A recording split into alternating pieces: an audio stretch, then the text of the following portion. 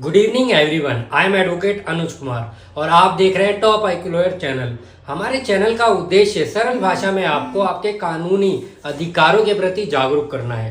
साथियों, आज के वीडियो में हम एक बहुत महत्वपूर्ण विषय पर चर्चा करेंगे कि यदि किसी पत्नी द्वारा किसी वाइफ के द्वारा पति या उसके ससुराल पक्ष पर झूठा दहेज उत्पीड़न का मामला दर्ज किया जाता है तो पति पक्ष को सबसे पहले क्या क्या करना चाहिए ताकि वे कानूनी रूप से खुद को सुरक्षित रख सकें।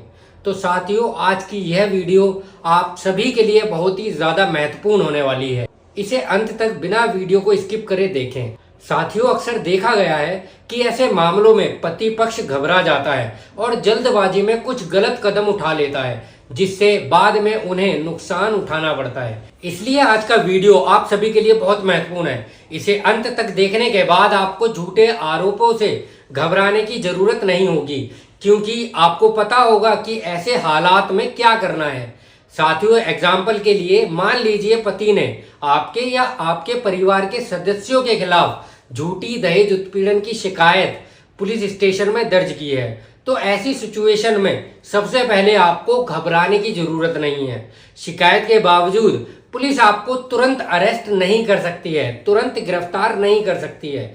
आपको पुलिस स्टेशन जाकर या संबंधित अधिकारी से मिलकर अपनी बेगुनाही के सबूत प्रस्तुत करने चाहिए उनको। साथियों, यदि हम इस सिचुएशन को एक एग्जाम्पल के तौर पर एक कहानी के थ्रू समझें तो मान लीजिए राज और सिम्मी पति पत्नी थे और राज और सिम्मी की शादी को 3 साल हो चुके थे, लेकिन अचानक उनके रिश्ते में दरार आ गई। सिम्मी ने राज और उसके परिवार पर दहेज उत्पीड़न का आरोप लगाते हुए पुलिस में शिकायत दर्ज की।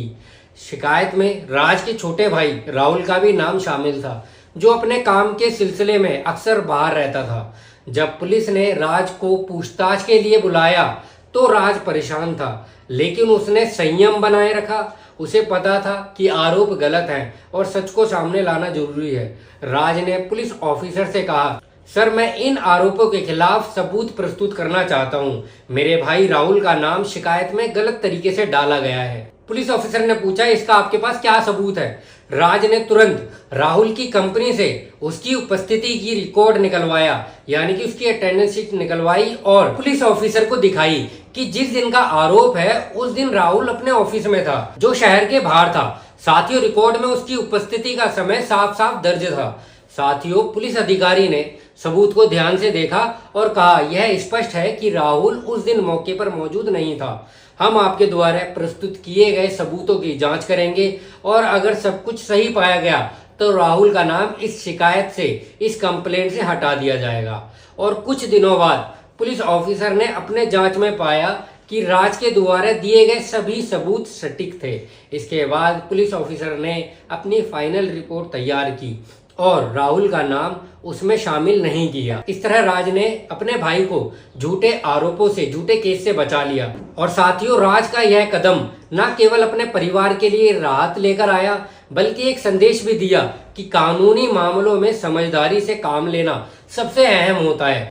साथियों, आई होप अब आप सभी इस कहानी के माध्यम से अच्छी तरह समझ चुके होंगे कि जब वाइफ झूठे डाउरी या क्रूएलिटी का केस आपके खिलाफ में फाइल कर देती है तो आपको क्या क्या सावधानी ऐसी सिचुएशन में बरतनी चाहिए। साथियों, मैं आशा करता हूं कि आपको आज की इस जानकारी से यह सीख मिल चुकी होगी कि सच्चाई के लिए पेशेंस, धैर्य और सही सबूत कितने ज्यादा जरूरी होते हैं। साथियों, अगर आप ऐसे और भी महत्वपूर्ण कानूनी विषयों पर जानकारी चाहते हैं तो चैनल को सब्सक्राइब करें और टॉप आईक्यू लॉयर चैनल से आपका जुड़ने के लिए धन्यवाद। जय हिंद।